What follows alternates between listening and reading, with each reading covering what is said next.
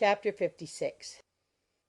One morning, about a week after Bingley's engagement with Jane had been formed, as he and the females of the family were sitting together in the dining-room, their attention was suddenly drawn to the window by the sound of a carriage, and they perceived a chaise and four driving up the lawn. It was too early in the morning for visitors, and besides, the equipage did not answer to that of any of their neighbours. The horses were post, and neither the carriage nor the livery of the servant who preceded it were familiar to them. As it was certain, however, that somebody was coming, Bingley instantly prevailed on Miss Bennet to avoid the confinement of such an intrusion, and walk away with him into the shrubbery. They both set off, and the conjectures of the remaining three continued, though with little satisfaction, till the door was thrown open and their visitor entered. It was Lady Catherine de Bourgh. They were, of course, all intending to be surprised, but their astonishment was beyond their expectation, and on the part of Mrs. Bennet and Kitty, though she was perfectly unknown to them, even inferior to what Elizabeth felt. She entered the room with an air more than usually ungracious, made no other reply to Elizabeth's salutation than a slight inclination of the head, and sat down without saying a word. Elizabeth had mentioned her name to her mother on her ladyship's entrance, though no request of introduction had been made. Mrs. Bennet, all amazement, though flattered by having a guest of such high importance, received her with the utmost politeness. After sitting for a moment in silence, she said very stiffly to Elizabeth, "I hope you are well, Miss Bennet. That lady, I suppose, is your mother?" Elizabeth replied very concisely that she was. "And that, I suppose, is one of your sisters?" "Yes, madam," said Mrs. Bennet, delighted to speak to Lady Catherine.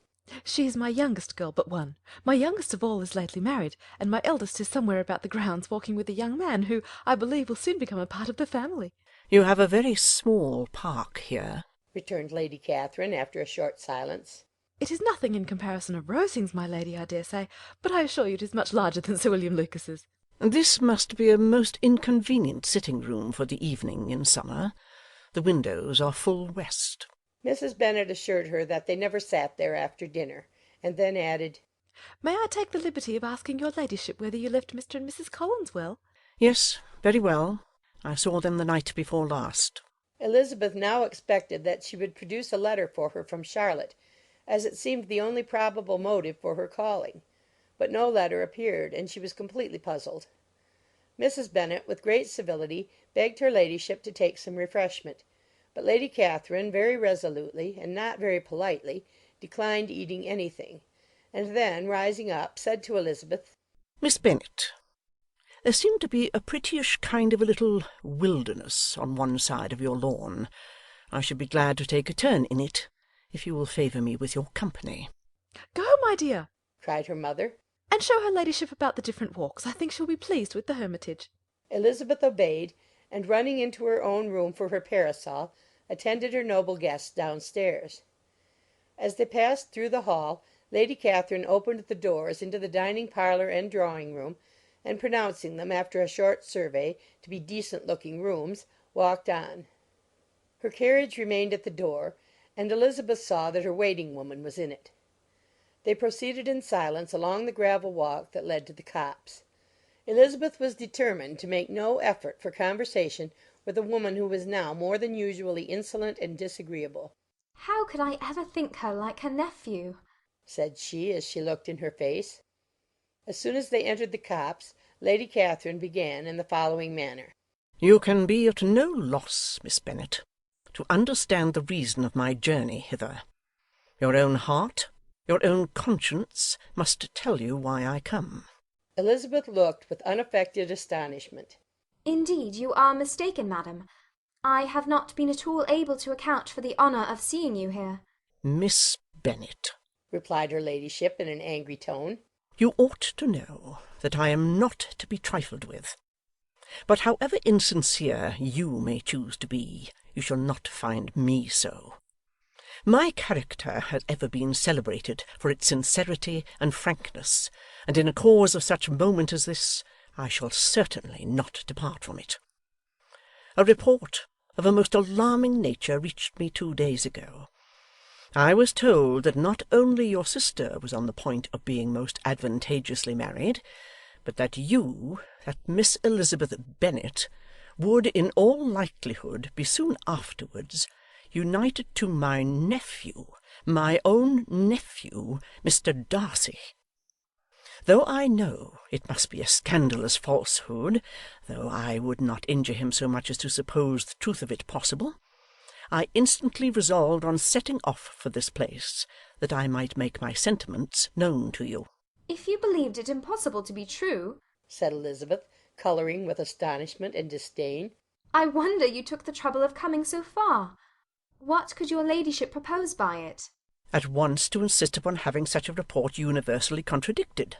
Your coming to Longbourn to see me and my family, said Elizabeth coolly, will rather be a confirmation of it, if indeed such a report is in existence.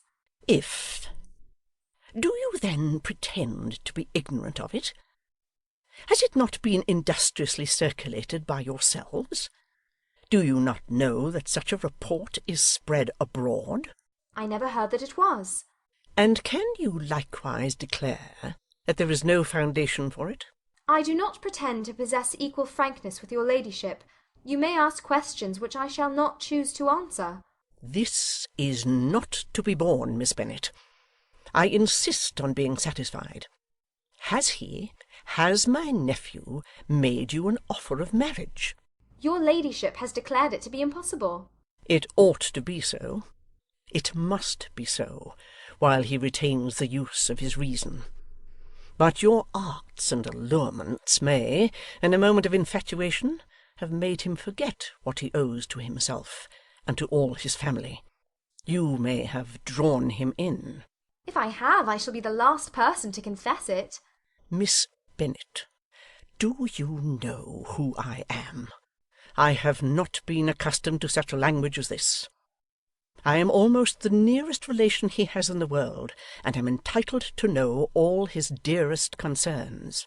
But you are not entitled to know mine, nor will such behaviour as this ever induce me to be explicit. Let me be rightly understood.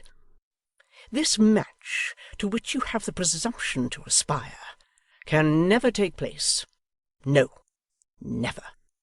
Mr. Darcy is engaged to my daughter.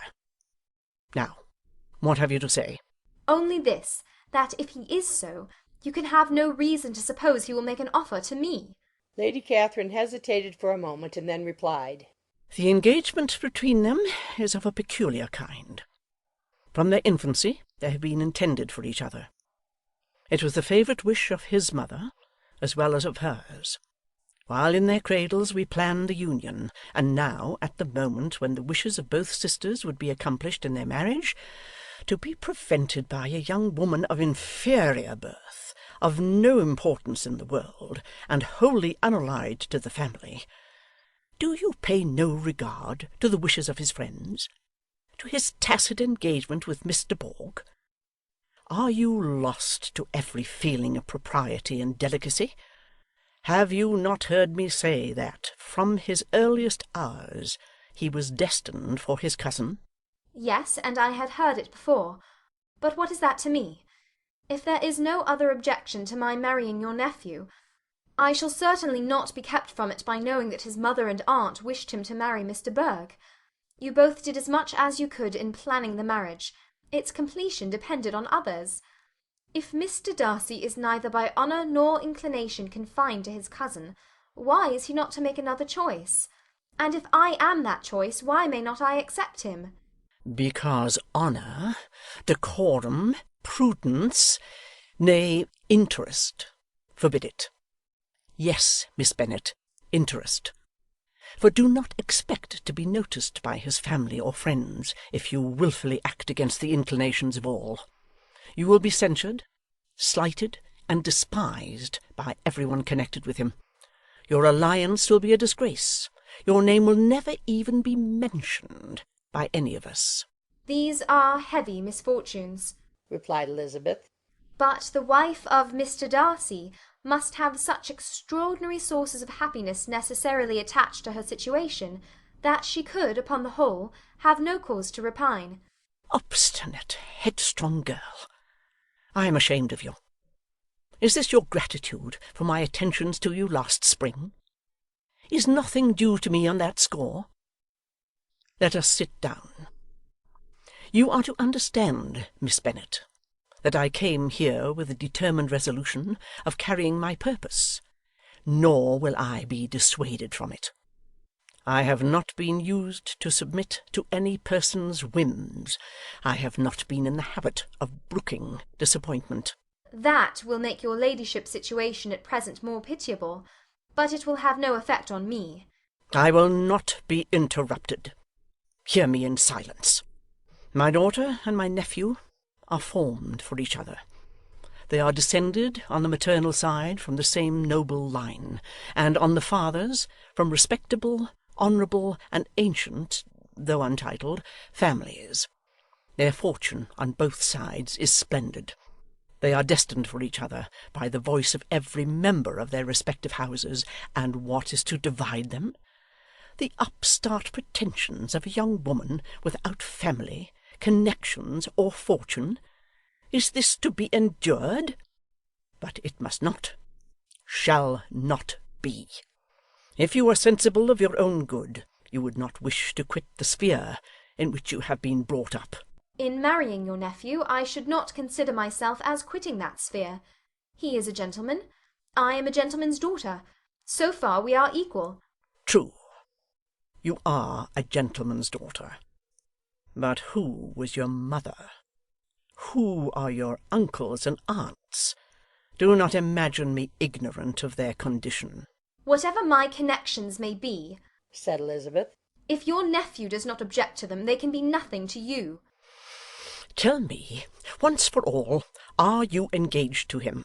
Though Elizabeth would not, for the mere purpose of obliging Lady Catherine, have answered this question, she could not but say, after a moment's deliberation, I am not. Lady Catherine seemed pleased. And will you promise me never to enter into such an engagement? I will make no promise of the kind.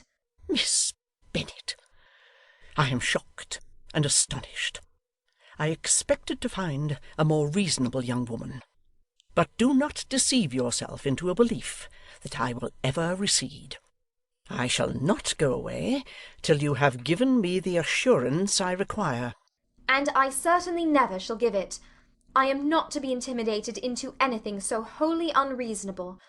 Your ladyship wants Mr. Darcy to marry your daughter, but would my giving you the wished-for promise make their marriage at all more probable?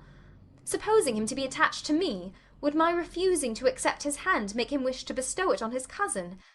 Allow me to say, Lady Catherine, that the arguments with which you have supported this extraordinary application have been as frivolous as the application was ill-judged. You have widely mistaken my character, if you think I can be worked on by such persuasions as these. How far your nephew might approve of your interference in his affairs I cannot tell, but you have certainly no right to concern yourself in mine. I must beg, therefore, to be importuned no farther on the subject. Not so hasty, if you please. I have by no means done. To all the objections I have already urged, I have still another to add. I am no stranger to the particulars of your youngest sister's infamous elopement. I know it all, that the young man's marrying her was a patched-up business at the expense of your father and uncles. And is such a girl to be my nephew's sister? Is her husband, is the son of his late father's steward, to be his brother? Heaven and earth, of what are you thinking? Are the shades of Pemberley to be thus polluted? You can now have nothing further to say, she resentfully answered. You have insulted me in every possible method. I must beg to return to the house. And she rose as she spoke. Lady Catherine rose also, and they turned back. Her ladyship was highly incensed. You have no regard, then, for the honour and credit of my nephew. Unfeeling, selfish girl! Do you not consider that a connection with you must disgrace him in the eyes of everybody? Lady Catherine, I have nothing further to say. You know my sentiments. You are then resolved to have him? I have said no such thing. I am only resolved to act in that manner which will, in my own opinion, constitute my happiness, without reference to you, or to any person so wholly unconnected with me. It is well. You refuse, then, to oblige me. You refuse to obey the claims of duty, honour, and gratitude. You are determined to ruin him in the opinion of all his friends, and make him the contempt of the world. Neither duty, nor honour, nor gratitude, replied Elizabeth, have any possible claim on me in the present instance. No principle of either would be violated by my marriage with Mr. Darcy. And with regard to the resentment of his family, or the indignation of the world, if the former were excited by his marrying me, it would not give me one moment's concern, and the world in general would have too much sense to join in the scorn. And this is your real opinion? This is your final resolve? Very well. I shall now know how to act. Do not imagine, Miss Bennet, that your ambition will ever be gratified. I came to try you. I hoped to find you reasonable. But, depend upon it, I will carry my point. In this manner Lady Catherine talked on till they were at the door of the carriage, when, turning hastily round, she added, I take no leave of you, Miss Bennet. I send no compliments to your mother. You deserve no such attention. I am most seriously displeased. Elizabeth made no answer, and without attempting to persuade her ladyship to return into the house, walked quietly into it herself. She heard the carriage drive away as she proceeded upstairs. Her mother impatiently met her at the door of the dressing-room to ask why Lady Catherine would not come in again and rest herself. She did not choose it, said her daughter. She would go. She is a very fine-looking woman, and her calling here was prodigiously civil, for she only came, I suppose, to tell us the Collinses were well. She's on her road somewhere, I dare say, and so, passing through Meryton, thought she might as well call on you. I suppose she had nothing particular to say to you, Lizzie? Elizabeth was forced to give in to a little falsehood here, for to acknowledge the substance of their conversation was impossible.